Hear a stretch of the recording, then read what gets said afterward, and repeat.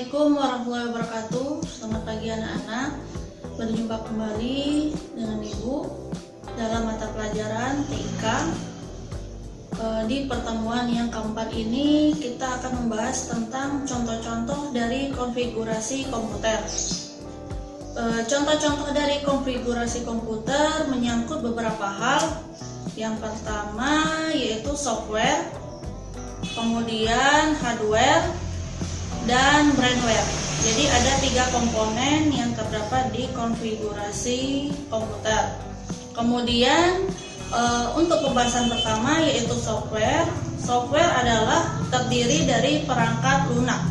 Perangkat lunak itu terdapat contoh-contoh di dalam program aplikasi. Program aplikasi itu yang kita gunakan dalam kehidupan sehari-hari. Yang pertama adalah Microsoft Word. Microsoft Word adalah suatu program aplikasi yang dapat mengolah suatu kata atau jenis huruf dan dapat membuat suatu surat, kemudian surat-surat resmi, surat dinas, dan lain-lain. Itu dari contoh dari Microsoft Word. Kemudian yang kedua adalah Microsoft Excel. Microsoft Excel adalah suatu pengolahan suatu aplikasi yang digunakan untuk mengolah aritmatika atau angka. Kemudian di situ bisa dapat digunakan dalam administrasi pada perhitungan atau penjumlahan aritmatika. Kemudian yang ketiga yaitu Microsoft PowerPoint.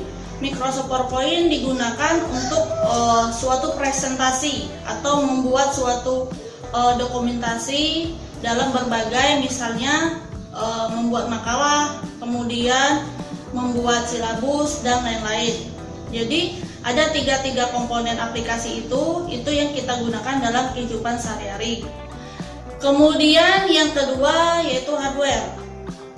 Hardware adalah suatu perangkat keras yang digunakan untuk mengolah suatu komputer yang dapat disentuh, kemudian dapat diraba. Contohnya yang pertama adalah monitor. Monitor adalah suatu layar komputer atau layar pembuka komputer. Kemudian yang kedua keyboard, yaitu mesin ketik yang digunakan atau menginput suatu data yang ada di dalam monitor atau komputer. Kemudian mouse alat pembantu yang digunakan sebagai kursor untuk membantu ikon-ikon yang terdapat di dalam komputer. Kemudian CPU adalah kepanjangan dari Central Processing Unit yang digunakan untuk proses dari suatu data untuk menghasilkan data dan informasi. Itu guna dari CPU. Kemudian yang terakhir yaitu printer. Printer adalah hasil dari informasi. Jadi beberapa macam contoh-contoh konfigurasi ini dapat berguna atau saling keterkaitan satu sama lain. Kemudian yang terakhir yaitu brainware. Brainware adalah kita yang mengolah suatu komputer itu atau bagian programmer atau bisa juga yang disebut operator.